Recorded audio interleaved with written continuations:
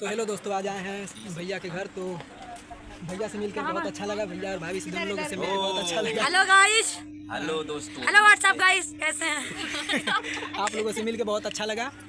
हमको भी बहुत ही अच्छा लगा। आप लोगों से मिलना ही चाहते थे। आलिया भट्ट, आलिया गोरखपुरी। आलिया भट्ट कहाँ भट्टी है बतावा।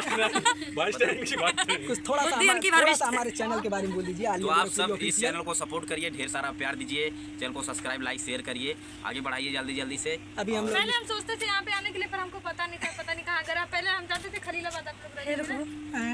हम कहते चले दोस्तों, इनका दिमाग का जो भरभिष्ट हो चुका है, इसलिए इनका नाम है आलिया भट्ट। तो अभी हम लोग आलिया भट्ट चालू किए हैं, अभी नया ब्लॉग चैनल चालू किए हैं, आलिया गोरखपुरी ऑफिशियल करके हैं। तो आप लोग थोड़ा चैनल के बारे में कुछ बोल दीजिए। हेलो दोस्तों, नमस्ते, आप सभी का स्वागत है आलिया गोरखपुरी यूट्यूब चैनल में। और आप लोग कैसे हैं? आशा करते हैं आप लोग बहुत ही अच्छे होंगे।